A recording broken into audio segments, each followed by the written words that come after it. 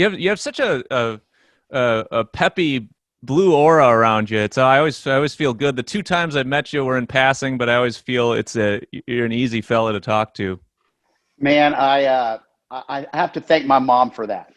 My mother is one of those people that she's 85 now, and when my mom talks to people, she makes you feel like you're the only person in the world. I mean, she really is a good listener, and I get more out of actually being engaged in these conversations than kind of halfway listener or some of that. So I like to talk to people. This is a dangerous neighborhood, so I like Yeah. to get Your out and look. your brain. You're Yeah, pointing to your brain for people oh not seeing the yeah, yeah, video. yeah, Yeah. yeah, yeah. This is a dangerous neighborhood, so I like to venture out and wander through other people's neighborhoods. Tell me more about that. Why is your brain a dangerous neighborhood? I don't know, man.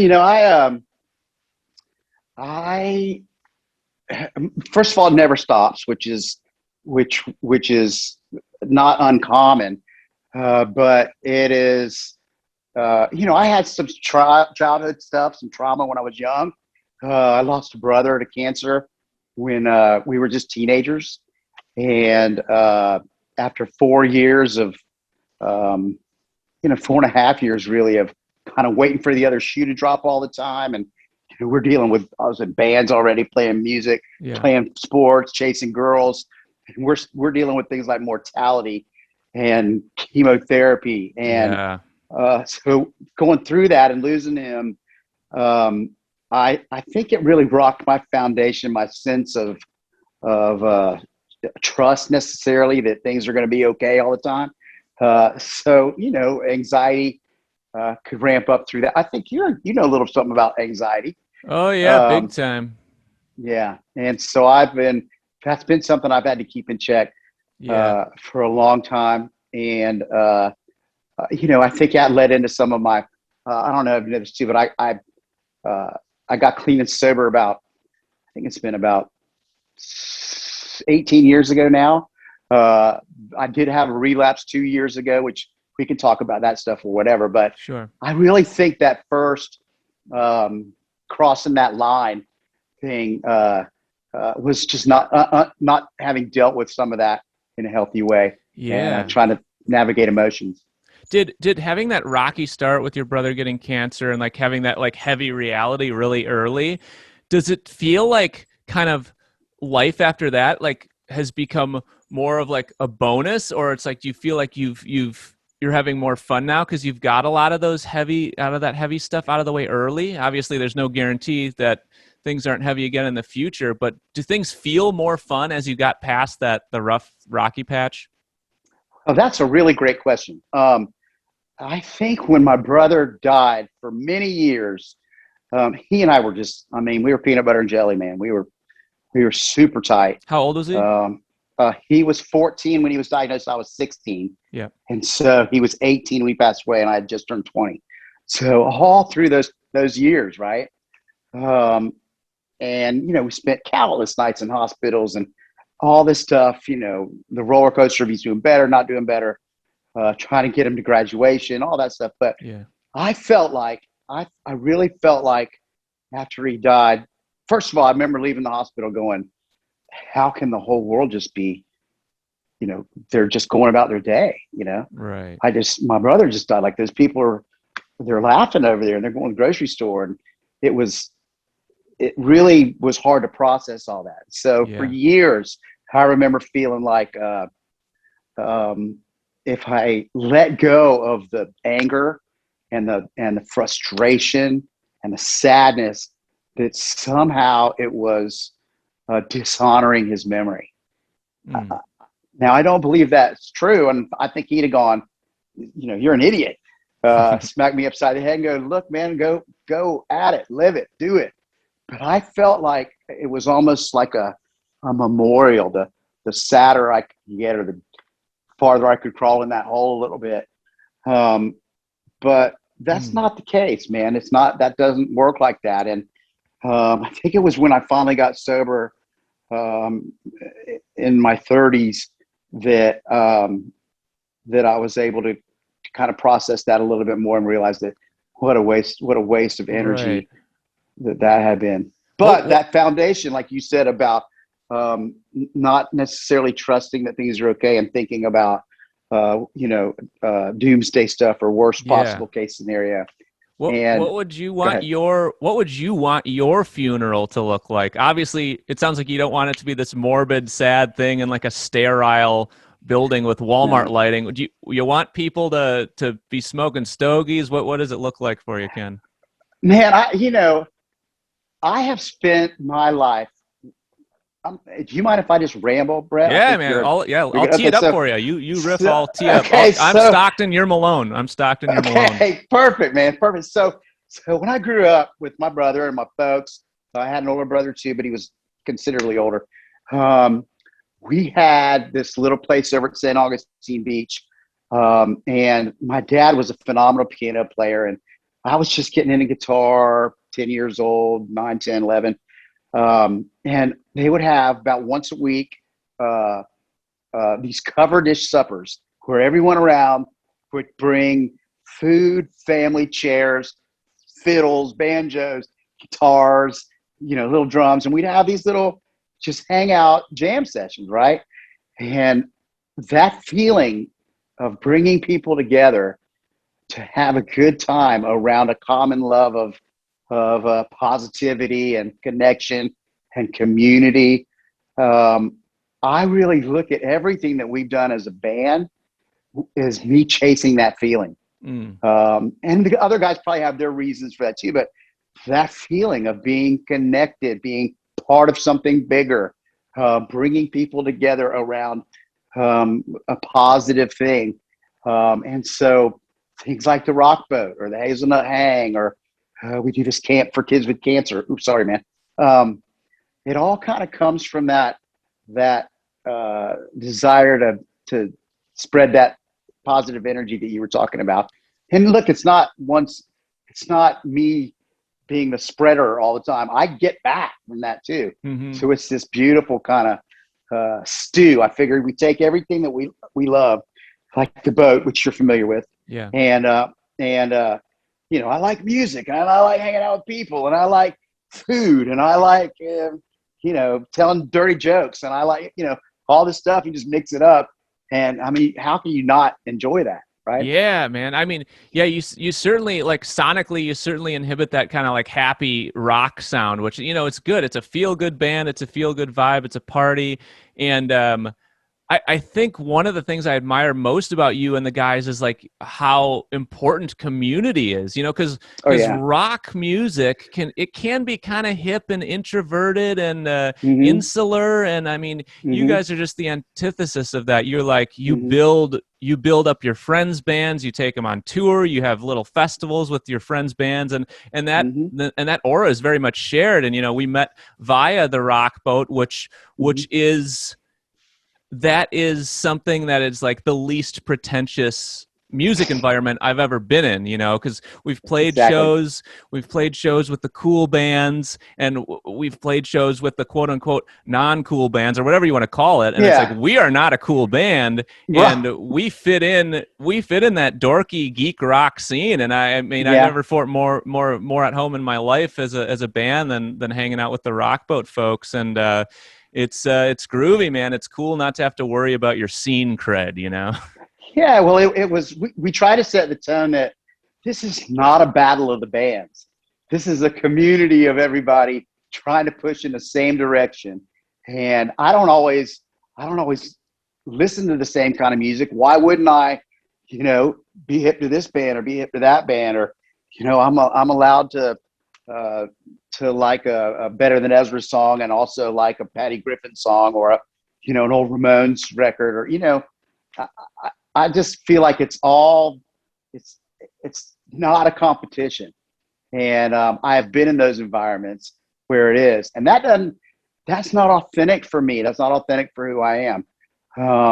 It was about tearing that wall down between artists and the fans. And this Right. may sound I don't know how it's going to sound, but for a guy that's been touring pretty much all of his adult life, um, we miss birthdays, and we miss anniversaries, and we miss special days, and you're gone a lot. And so when I take the time someone has a story to tell me about how this song impacted them in a positive way and might have changed their direction a little bit or lifted them up. When I hear people genuinely putting that out there, it makes me think, well, maybe I'm doing what I'm supposed to be doing. And so I'll listen to people tell those stories to kind of refuel my own tank when you get tired out there, or you just miss something big, or Yeah. you've been in studio. So I like that two-way dialogue. I like that community.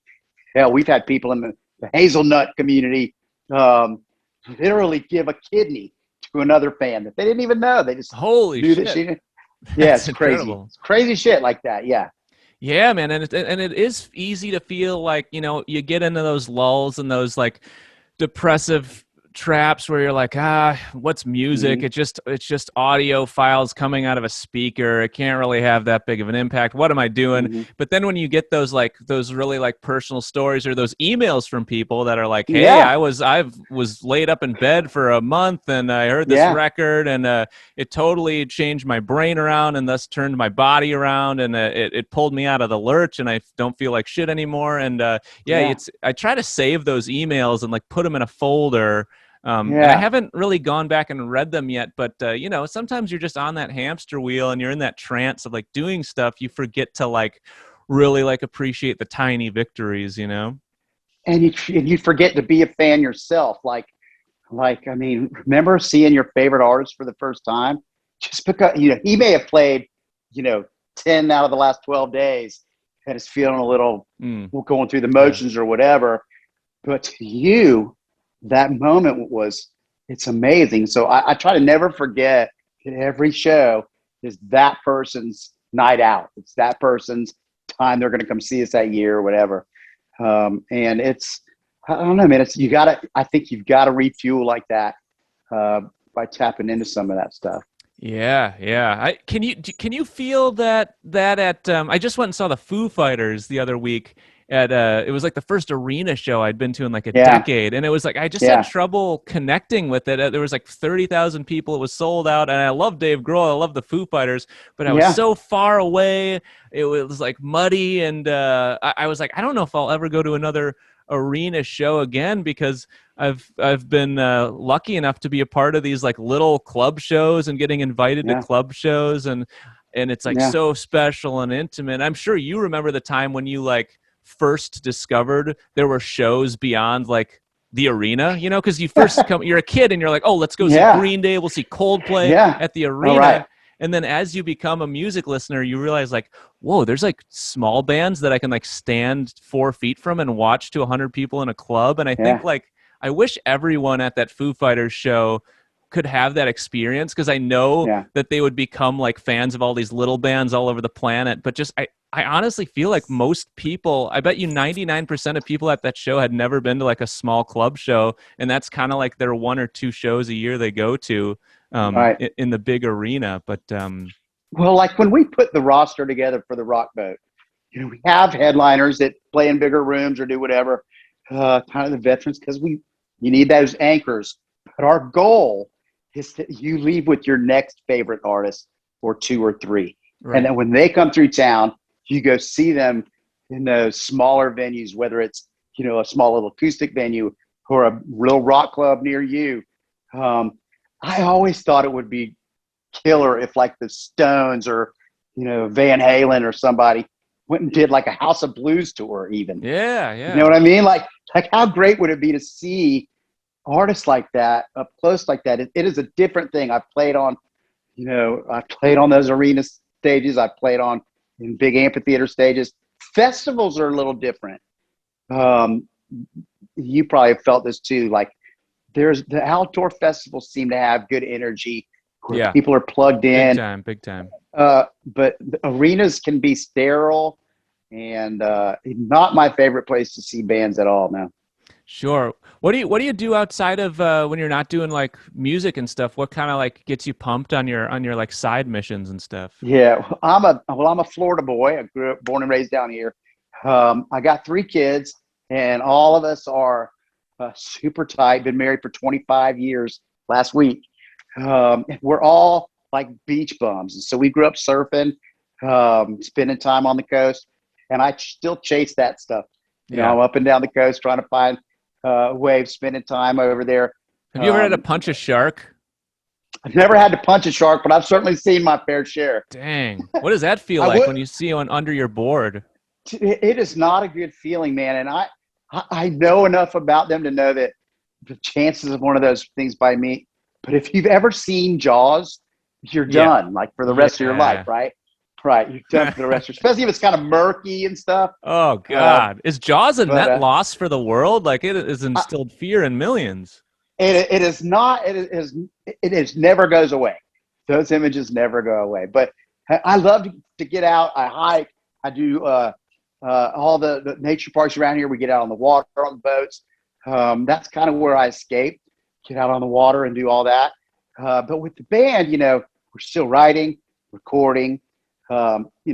Aside from COVID era, we're still doing 120 shows a year. We have our Lyrics for Life cancer charity stuff, and we run a little camp during the summer for kids and their families who are going through a cancer diagnosis. So, like, there's all these different things between the Rock Boat, Hazelnut Hang, all of those other pieces. It's not one thing I'm ever doing. I'm kind of bouncing through the different dimensions of the band. Man, cool. Do you have any like good advice for like how to keep a band together for like 25, 30 years? Because you guys are an anomaly at how tight you've stayed and like how you're so close. Like I would love to be able to do that.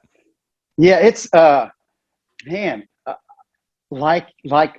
all of the bands that we know, we spent the first 3.5 or 4 years in a van and trailer doing 150 to 250 shows a year. If you sold a T-shirt, you'd get a room that night. Otherwise, you're sleeping in the van. Did you or say whatever. 350 shows a year? No, 250. Oh, okay. But we did do 300 shows 2 years back to back. Wow. Which was, I would never ever recommend anybody do that. But we went from that to getting on the ride and having a couple big songs and a big record. And there was some growing pains there, who stands where in the picture and, all that stupid stuff, the set list. I don't like that song there or there. Andrew and I, especially, we were probably the most opinionated. Mm-hmm. So we went out. There's a couple years where we were really, the only person that ever got punched was our bass player. When he got between us one time, Jet did, and he caught a couple blows. What a great citizen, taking him for the band, for the team. Yes. But I will say, when I got sober, everyone in the band knew, like you got a problem when you get intervened by a rock band and others, right? Yeah. So, chemicals and alcohol had to leave my life, and everybody in the band, no one was innocent in that. We didn't miss many parties. I was kind of at a little different level of things, but guys, we were a colorful bunch of guys. Yeah. And I think everybody kind of regrouped then. And things started to get better all the way around. And you didn't have those confusing conversations where you're not making sense and then you're holding a grudge the next day and tap it. But what we learned is this. Let's get to how do you do it? First and foremost is you got to check your ego at the door. It is really just don't take it personal. We're going to serve the song, serve the set. If somebody brings in a song, this was hard for me at first because I wrote pretty much the whole first couple records, and I'd come in with the song like really holding it really tight. And I'd be like, I need you to play like this groove, and this is how I hear the lead guitar going, and I think finally the guys were kind of like, look, we didn't get in a band to be told exactly what parts to play. Yep. And so as I gained trust and realized that they had some good ideas, I would start bringing in more of like a skeleton, like just play and bring a skeleton. And when everybody got their fingerprints on a song, it felt ownership of it. Yes. It had everybody promoting it, going, hey, that part there, that was my idea, or That's And great. That's so, such great advice. Yeah. I mean, it was really great. And money, we started splitting everything equally. And um, it was that was a big thing. So checking your ego, letting everybody get their say in songs. And if a song comes in by any of us, at the end of the day, defer to the songwriter, right? Mm-hmm. Um, you brought it in. We'll do our best to serve that vision. If it used to be where are we going to have the tambourine in the pre-chorus and the chorus, or just the chorus, and we could be off the rails for like 3 hours Yeah, on totally. that. Like now, it's like no one's going to care in 6 months. Never mind 6 weeks or 6 hours from Yes. now. So we don't fight about any of that stuff anymore. We literally rotate set lists every single night so that everybody kind of gets their set list in. Mm-hmm. That's really helped a lot. And, I think our sense of humor, we all like to laugh a lot. We rag each other endlessly like guys do, Yeah. But there are belly laughs every day on Sister Hazel Oh tour bus. man, that's the best I feeling mean, ever, where you totally lose control and there's tears pouring out of your eyes. it's, I Like if mean, you that can if you get could that, bottle that, you can get that every day. You must be high as balls. Like I feel like I only get that, sometimes a handful of times a month if I'm really lucky. if we could bottle it, man, we'd have it all, because that is the feeling. And I'll even be laying in my bunk, and I'll hear Jed, our bass player, because he's got like a sort of one of those kind of Oh laughs that's over yes. top, and I hear him up front, and I just laying in my bunk hearing him laugh makes me laugh laying in the back. You know what I mean? So it's like this vicarious. I love it, man. And so That's we sweet. all of us not taking stuff so personally. Mm. And I think that on the flip side of that, all of us at one time, when you're a band for this long, somebody gets sick, or someone goes into rehab, or someone gets divorced. We've had one of those. Or you lose parents. And we've all had an opportunity, when someone else is back on their heels, step up and really be a brother. Yeah. And so by showing that commitment to each other and to the mothership of the band, I think what we've had has been, pretty special thing. Yeah, man. That's so cool to hear that. I love that. That's definitely a goal of mine to, have that longevity and have that relationship like you have with your guys. I Well, think yeah. how have you navigated that? Like, because remember, you got crew and band and everybody, it's different people. One bad apple, Yeah, one yeah. can change the vibe on the whole thing. I think How have you navigated that? Good question. I think I've probably spent the past 10 years looking for the quote unquote classic lineup or whatever that is, and like I've Yeah. worked with so many great people, but now we have Mm-hmm. this lineup where it's like we're just like really good friends. We're all introverts, so we kind of like know how to read each other in the van and stay out of each other's way. We all like Mm-hmm. dick jokes, and we all like Yeah. Yeah. similar senses of humor. So and we're all Yeah. pretty good at ragging on each other. Yeah. So yeah, I'm pretty pumped.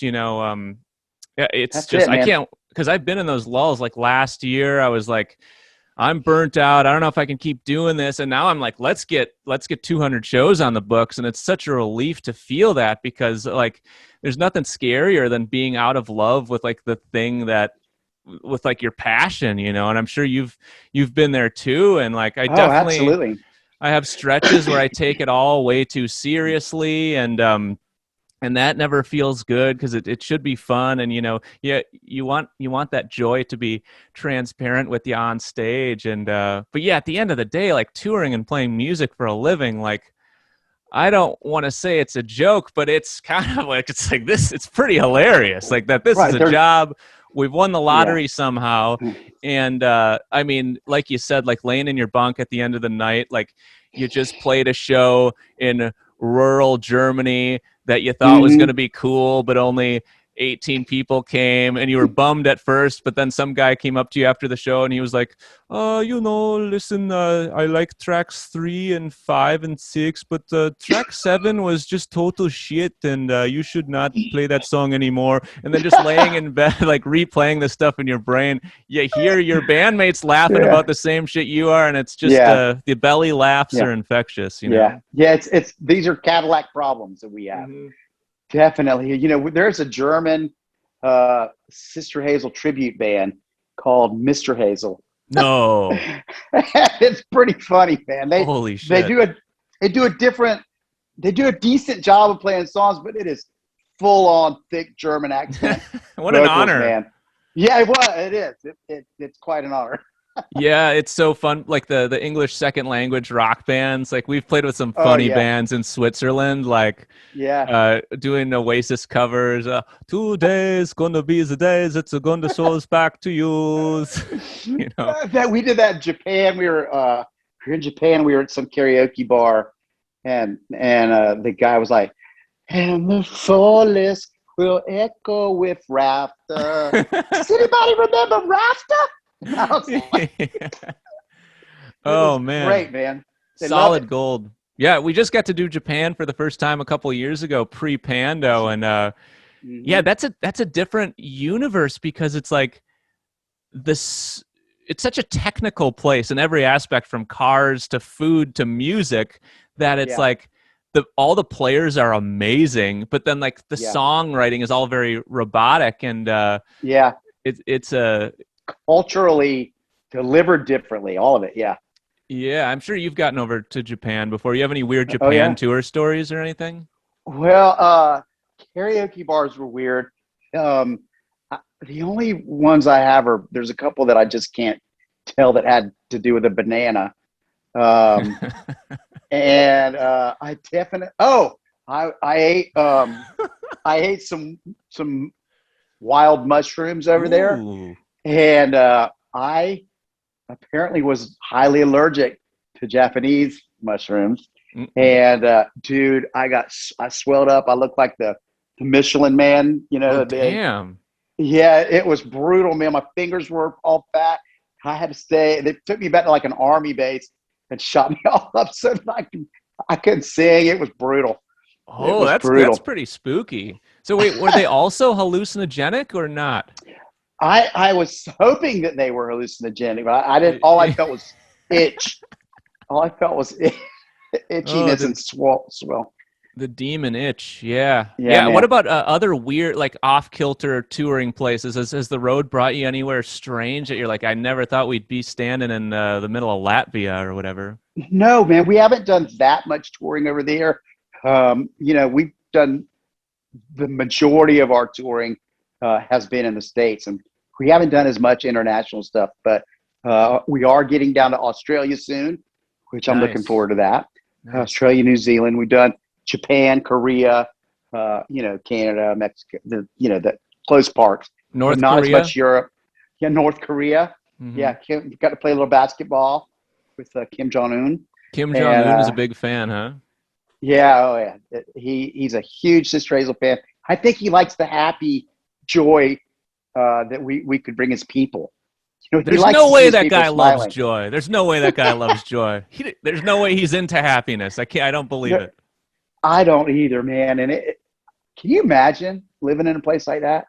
Oh man, like I just listened to a podcast on it. This girl who had escaped North Korea, and she's like on a. Did you hear that? She's like on a circuit, and she's telling like the brutal details. And I think, not to be a buzzkill, but I think people know it's bad. But like when you hear the actual accounts, it's like, this guy way worse than Hitler. Like he is like phenomenal. Oh, he's awful. Like Hitler, like. Not to he at least let some people live, and Kim Jong-un, like no one's even allowed to have a half of a rotten ham sandwich. The biggest source of protein for North Koreans is crickets, so you're basically foraging all day just to stay alive. I'm not going to go into the fine details, but it's super interesting, and I don't know, the world's got to intervene at some point. And she said, and just her talking about that they really have no idea what it's like beyond the borders of North Korea.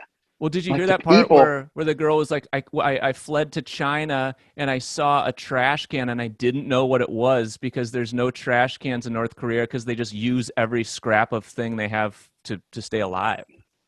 Yeah. I mean, it's the sick mind that could do that to an entire people for his own good is beyond so far beyond me Yeah, you that can't fathom. I just want to give North Korea a hug. Yeah, good, well said. I wonder what the cosmic reckoning is for that guy, like on the next stop on the cosmic circuit. Like I wonder what like the tax like a trillion years of just pure getting dunked on by Dennis Rodman. I don't know. Like, Dude, it's gonna be bad. I'm telling you, it's gonna be bad. Like all the it'd be like living in a pool of like rotting shrimp or something ooh. for you know what I mean in the sun. Ooh, in the sun, yeah, Yeah, man, fit yeah. rotten fish in the sun. I was actually just down at a restaurant last week in Milwaukee, down by this river, and I hear this like, "Hey, look, a fish, a giant fish!" And I look over, and there's these kids that are just like throwing rocks at this giant dead salmon on the side of the river, like at this nice restaurant right where all these people are eating, and they're like smashing this dead salmon. And this salmon is huge, like Huge, you right? can't believe how these are like Yeah, dinosaur fish right in this little river in yeah, Milwaukee, and it was just funny to watch some of the highly civilized people eat yeah, shrimp while seeing these kids pelt a dead salmon. yeah. It's what we yeah. They're poking dead bodies with sticks, and there's no reverence for the dead. Did you ever have any like childhood moments of like wild freedom, like running through the woods that were like extreme highs for you, you know, making up your own games in the yard, or extreme lows, or Yeah, man. We in Gainesville we rode our bikes everywhere. It was be home in time for dinner right after dark or whatever. So we had a bunch of us had little BMX bikes, and we would ride all through these trails. Um, my older brother was really good at jumping bikes, and so at one point he built a little ramp uh, off the side of a driveway, and he would hit it, and we'd add another kid to lay down. And so his record was 13, and he wanted to do 14. And of course, I had to be oh number man, 14 kid. And he went up and he cleared me. no He cleared way. me. Him and 14 kids. Um, he also broke my leg towing me on a bike one time. He was going too fast and put me on a bike, and my foot got caught in the spokes and snapped my shin. That Oh wasn't fun. shit! Did he make That you wasn't stand on the fun. pegs? Well, what's funny is my recollection of it is that he left me in the middle of the road. His recollection of it is he went to get help. I'm pretty sure he just Yeah. left me there, man. Pretty sure he just left me there. I remember like my cousin like putting me on the like I was probably like 7, he was like 14, Hmm. like in the inner city in Chicago, and Yeah. he's like, "Hey man, ride on these pegs. I got these new pegs and ride on the front." I'm like, "What? I don't want to ride on the front of your Yeah, the pegs. tags on the front. You Right. you can't see. The road is totally shot. There's potholes everywhere. Yeah. No way." And then of course the peer pressure of "come on, don't be a pussy" and all that stuff. Yeah, So of course. your older cousin who you think is so cool, of course you do it, and like of course he like hits a pothole and dumps me, and I like smash my chin on the Chicago sidewalk, and I'm like Oh, crying, and yeah. then he's like, "Don't be a Yeah. pussy," and then he like put me back on the pegs, and I had to ride home crying. But Yeah. My friend put his brother on the back, on like a book rack on the back, and ran into the back of a car. So he racked his nuts oh like yeah. like brutal. And so I don't know what it was about our friends like punching each other in the nuts. They would do this thing called the tree treatment, where one guy would grab a leg and have his arm around the back, and the other guy would grab the other leg and spread them out and just run them into a tree, like that. It was No. like, yeah, it's like, why were we doing that stuff, man? But That is savage. at the time, it was, I don't know, it's just what you did with your friends. Yeah, I mean, I'm all like penis humor is amazing. I feel Hmm. like it's timeless, but I remember like semi-accidentally like hitting a buddy in the nuts when we were like Hmm. 10, like in a basement when we were like sword fighting. And Yeah, I yeah. felt so horrible because it was like Oh, yeah. I never saw a man break out of character so fast and just start bawling. I hated myself for years for that. Yeah. Yeah. I had some brutal friends, man. They were brutal. But we still play like jokes on each other, like on the rock boat back in the earlier days of the rock boat. Um, uh, well, you know how they put your suitcase outside your cabin, Yeah. the way for people. So I had a duffel bag, has your name on it, whatever, outside my door. And Andrew, Drew, the other guy of the band, he was in the next room. So he saw it come, and I was off doing whatever. And he pulled out a thing of my underwear from my bag and went in his room, and he smeared like chocolate, just shit all in the crotch of it. And he took it Wait, back real out. shit or chocolate? No, like chocolate. So it just looked like, Oh, yeah, it yeah. absolutely looked like shit. And he took it, and he like just kind of tucked it in my bag. Tucked it in there right next to the name tag. It's like, is that Ken Block's Wow. bag? Oh my God, his shitty underpants are hanging out. This guy's a genius. He's my Oh hero. yeah. Dude, we had some pranksters out, man. We had some crew guys, plexiglass, one of the other crew guys in his bunk all day.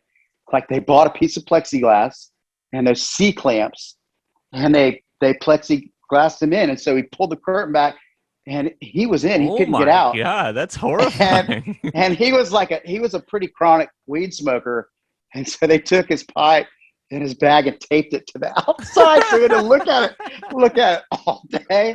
I'm like, man, that's brutal. Holy Yeah. shit. One of my favorite ones, I kind of wish this happened to me, but I'm sure you know Willie Porter. Oh yeah. Yeah, he lives down the road from me. He was saying he was on a tour as a young chap. Some bigger band had taken him on tour, and he would like be bantering between songs, and like the crowd would just start like laughing at like really random weird places and his like jokes. Hmm. And he's like, what's going on? And then only like till at the end of the set did he realize like the headliner's crew had like a giant dildo on a fishing line Oh that yeah. were like Oh yeah. reeling down above his head. Yeah. So Oh that yeah. pretty We've been advanced. part of that. We did that to Matt Nathanson one time. Yeah. I feel like he can handle it. He could play it off. I think Yeah. he sucked it, actually. What else is there to do? What are you gonna do, right? I mean, Yeah. let's fight it like that. You have to. I remember we had this rivalry in high school basketball where the opposing we would play New Berlin Eisenhower, the crosstown rivals, and it was a Hmm. 25-year tradition where the opposing fans would throw a dildo on the court in the fourth quarter of the home team. And I remember being in Tradition. seventh, it was great tradition, and seventh Yeah. grade, eighth grade, there's the dildo. Hmm. I remember like not even knowing what a dildo was. And Right. they're Right. like, my friend's like, hey, they're gonna throw a dildo. And I'm like, what? What's a dildo? He's like, oh, it's like a fake penis. And I'm like, why would anyone want a fake penis? But I remember like being That's the obsessed with appropriate next question. yeah, I was like, that's the best word I've ever heard. Dildo. I Me was too. like, I was what a great word. perfect word for that. Right. And you hear the word, you want to tell everyone what it is, Yeah. and eventually, the years build up, and we're seniors in high school now, and we're playing, we're playing this like heated game with 2 points left, and there's this guy Ingram who apparently he had gone in on this like super double-sided giant purple dildo with like 5 other people because it was so expensive, so like 5 students had to go in on it, and no one had thrown the Yeah. dildo. There's like 2 minutes left in the game. We're like, what? Where's the dill? Where's the big dill? Right. And with like 40 seconds left, their best player is shooting free throws to like tie it. And I look up into the sky and over my head, but what do I see in almost slow motion is the Oh the Vin, yeah. the Vin Diesel arm of a purple-sided double dildo through the sky, like woof, woof, Oh woof, yes. and it splats on the middle of the floor. Our coach runs out. He picks up the dildo and he's like shaking it at our student section. He's like, let us play, let us play. And it was like this famous quote. It's And like bending. oh, it was, I mean, this thing was, yeah, it was a full Vin Diesel arm. Oh And yeah. so we win the game, that they storm the court, place goes nuts. And we go down and all put our hands in the huddle. and we're almost in tears because it was such a dramatic Yeah. game. It was like a close Oh yeah. game. Like you couldn't even hear the coach yell plays because everyone was screaming so loud. This is like the old gym era where it's like 2,000 people packed in a 1,500 seater, and Love it. so our assistant coach, who was kind of a wild card, he would like chew dip, and I'm pretty sure he was like ripping doobies like between Oh yeah. practices. He comes in and he puts his hand at the top of the huddle, and there's a towel over his hand.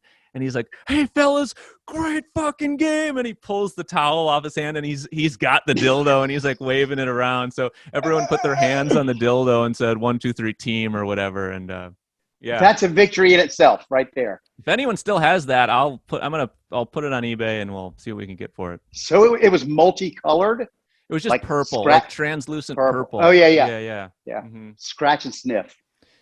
Ooh, yeah, that's an upsell. That would be kind of interesting, right? I Yeah. wonder how much extra that would cost. I think you're absolutely right. Dildo is the perfect word. I mean, it's the perfect word for that, but it's a perfect word in the context of words. It's unbelievable, and it's one of those unexplainable, like eighth wonders of the world myths that you can't even explain why it's so glorious. Yeah. You know? All right. How did that happen? Oh, man, I feel like you could go for hours with incredible road stories. What else you got? I'd be keen to hear a few more pranks if you got anything off the top of your head. We were out with a band called Virginia Coalition, and we sent out during the last song. We sent out our drummer in a gorilla suit, like a full-on gorilla suit, and we had like a native, our guitar tech with a loincloth and a spear running around chasing him, like all through their set. It was just odd. The other one we did, and I'm not proud of this now. Like I'm not proud of this at all now. But we were going to hire. We hired a male stripper to like go a out. fireman?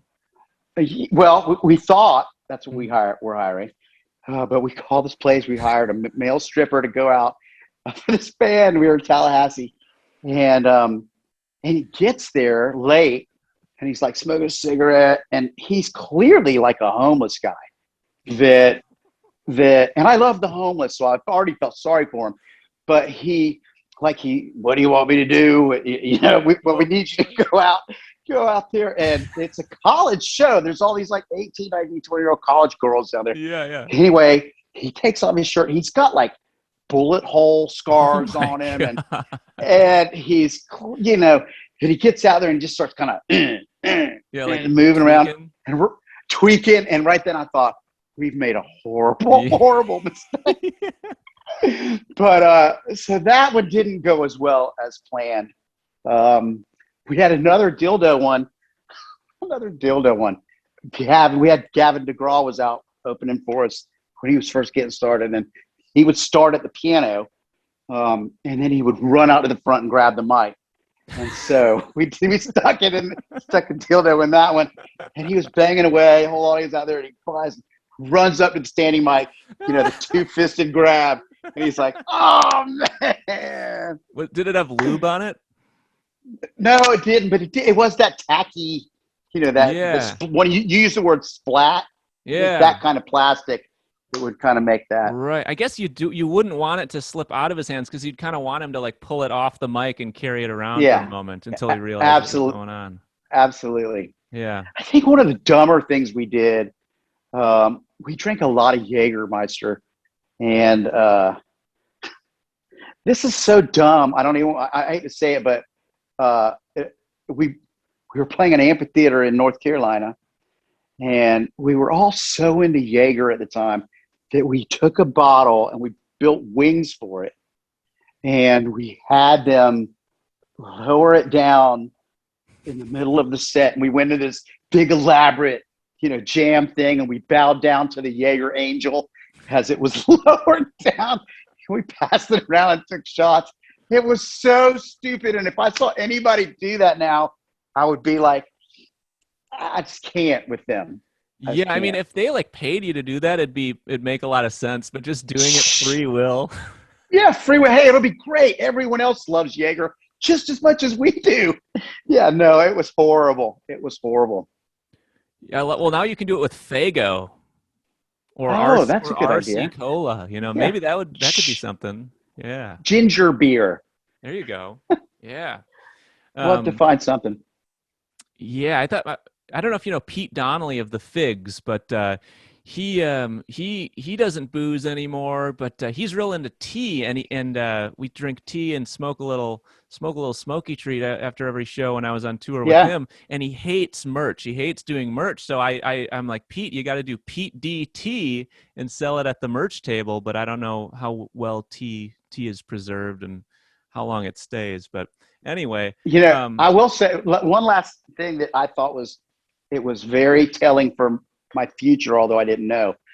The first big tour we were ever taken out on was with the Allman Brothers Band, and we were huge Allman Nice. Brothers fans. Wow. First 2 nights were at Red Rocks. I mean, it was to this day. Those are two of the most incredible nights of my life. But anyway, Yep. um, you kind of, we were college kids, and we were pretty big partiers, and we're like, we're going out with the Allman Brothers. And the first night we were there, the tour manager sits us down, no alcohol off the bus, no weed anywhere. We're like, are you serious, man? On the Allman Brothers tour?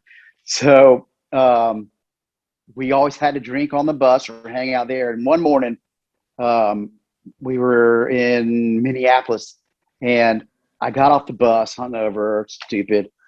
And as I'm walking in to the hotel, I can see the gym, and I look over to my left, and there was Greg Allman on a treadmill, like 9 in the morning Yeah. on the treadmill working out, and it did not even compute. It was like I just it's the Allman Brothers tour, and all of a sudden I have that. Okay, this guy's at the end of that, and he's up early on the Yeah. treadmill working what he's got to do. Um, and little did I know that I'd be the old guy on the treadmill somewhere down the road. Yeah. It's Yeah. it was really an interesting vision. Yeah. Big time. Big time. Yeah, I think every band probably has that holy shit moment where it's like, oh, this Oh is like yeah, not a party the whole time. And I mean, right. to me, there's nothing better than like getting up early and grabbing a little coffee and going for a walk, getting some sun. I mean, we played in the Me UP of too. Michigan last week. I jumped in like the icy cold lake at 7 in the morning. Nice, It was like a nice. real high, It's like this is Yeah, what it's all about. So, yeah. um, actually, Ken, you have any good advice for like a musician in their like early 30s? Any for like staying in the game, like good longevity advice? Anything that I can take with me? Well, I first of all, stay healthy, man. Um, I got sick after a trip to Honduras, and I am just now getting my voice back, and it's still not even right. Where it affected my voice for 6 years, and thus my relapse in the middle of that. Mm, Take your health yeah. seriously, man. It is a marathon, not a sprint. Um, you know, I don't know. I tell everybody kind of the same thing, and that is, um, painters don't talk about painting; they paint. You know, if you're a songwriter, write songs. Make it um, a craft, like going to the gym, and you don't always have to be inspired to do it, but get better. Keep looking to do something new. Push your. If you already know how to do it really well, then you can move on and try something else. You already got that. So whether it's writing songs or bringing new things into your live performances, um, keep creating. Play with other people. Invite someone else over to write with you. Yeah. Um, I really think it's, and if you look at it like I get to do this, not I have to do this. Oh yeah. That's a big thing. Like now you wake up like, man, I've got to write today, or I've got to, you know, whatever it is, I've got to go with her, whatever. You go, I get to do that. Yeah. That little switch, man, makes a huge, huge difference. But what we did early on, and I think it can still be done. But when we first got big, there wasn't Facebook. There wasn't a lot of online marketing. In fact, this is hilarious. We asked Universal Records for $1,500 to redo our website, and they said, we think those are a fad. We'd rather spend that on some spins in Muskegon, Michigan, or whatever. It was like, are you kidding me? But we would literally go out and we would write down everyone who was in that club's name, get their phone number. Oh, smart. Some of them had email addresses. Brilliant. We would literally call them when we were coming into town. Oh man, you guys are DIY to the core. That's why you're still going. Absolutely. That's admirable. Absolutely. We would call them. We'd say, bring your friends. We'll put you on the guest list. And then they felt ownership, Yeah. A lot, especially in the college towns, but they felt ownership of the band and I helped them out and I'm part of the deal. Yeah. It makes a big difference when you have that personal connection. Shoot, Andrew and I used to go to the sorority houses, like in the bigger Southern schools, and at dinner time they would let you come in, and we would walk in and we'd say, "Hey, we're Ken and Drew from a band called Sister Hazel." This is before we had signed, and we're playing at the Jupiter or whatever tonight, and it sounds something like this, and we do. There's been times on my roads. We do All For You a cappella harmony to all the girls, and we say, "We've got 20 tickets for you guys here. We hope to see you guys." And then we'll just leave. Yeah, I love the hustle, man. That's so admirable. And where the girls went, the guys went. Yeah. Oh, it's so true, man. Hey, I think we might be going back to that like street team mentality, because like the digital space, it's so crowded, it's becoming cheap. Like people see ads online, they're like, yeah, whatever, it's not worth anything. So maybe we gotta mobilize our buds and get out back out there ourselves and handbill after the Foo Fighters shows or whatever, That's I think that you might be right about that, because it's white noise. Everything we see now, all the ads are just white noise zipping by on Facebook or the ads online. It's like, meet somebody, if you see it, and if you talk to your friends, nothing is better than someone telling you got to check something out, right? Because you trust them, right? You're like, man, that guy said I needed to watch The Walking Dead. I'm going to watch The Walking Dead, even though I don't like zombie movies or whatever for sure. So I just think that you can't beat that connection. I think you're right. Yeah. Last question I want to ask you, Ken. You're a super easy guy to talk to. It's like a good morale boost, to be around you. You're an easy fellow to talk to, and I know you're open to talking about like your own anxieties and mental health stuff and getting through the wallows and that kind of thing. What's kind of something when you're in the lurch that kind of helps pull you out of the depression, so to speak? How do you play offense to kind of get yourself out of the lulls? Well, first of all, anyone going through it, my heart's with you, because it's a bear, as they say. Like, you think you got it. It's over there doing push-ups in the corner, waiting for you to have a bad moment, but I think one of the things that I do is I do incorporate exercise. I do try to meditate, and I do try to get outside without earbuds or without my phone or without any of that stuff. So I think it's really important to be proactive, to get up and move and do some of those things, but I have to take contrary actions. Like, when my brain's telling me, yeah, it's cool to just lay down here, I got to get up. Yeah. If my brain says, I'm not going to call that guy back, I have to take just challenge it almost at every turn. Yeah. Man, I'm definitely eating that entire pan of brownies. All right, man, have a brownie and run. But it's not easy to do, but my brain's telling me, I talk about drinking for me was and pills or whatever. I called it anti-Ken medication. and it was to get me off of me. And I think that's what anxiety is.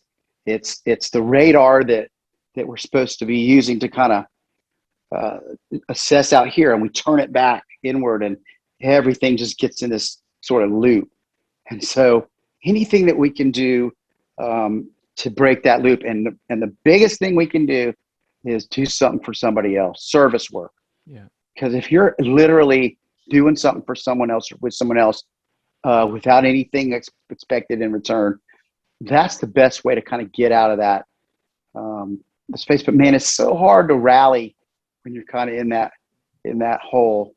So I really feel for people doing it. But contrary action, man, don't listen to that voice, because it's not your best coach. Yeah, I like that. I like the contrary action idea, because everything in your willpower is just saying just fold, just Yeah. fold. And then it's I mean I've said this quote way too many times on the pod, but it's a great Henry Rollins quote. Hardest part about going for a jog is getting out the door. And I feel like going to lift or whatever, even there's a gym 2 blocks from my house, and I'm like, I can't No go excuse. over there. I can't go over there. Yeah. It's 2 blocks away. It's too far. I'm not. And then the second I get in and I hear the shitty butt rock playing on the stereo, and I see the jack dudes lifting, I'm like, all right, we're doing it. Yeah. We're doing it. So it's a good feeling. And I bet you've never left and gone, man, I wish I didn't do that. Exactly. Yeah. It's every time you leave, you're like, time. Every time. And I like what you said about what you do when you're on the road, because I do the same thing. I explore. I get off the bus. I tool around the city. Adventure. It's adventure, and sometimes I'm in my head those days.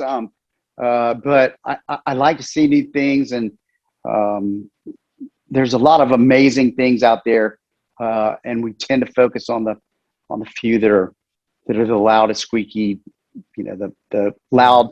What do we call them? The loud minority of things in your head. Yeah, big taking time. Center stage. Oh, Ken, I love you, man. This is such a great episode. You got such Thanks, great man. energy. I feel electric. I'm gonna go take a bike ride around the city now. This is great, yes! man. Hell yeah. Just don't run into the car and wreck your nuts. That's right. Okay. Protect the nuts.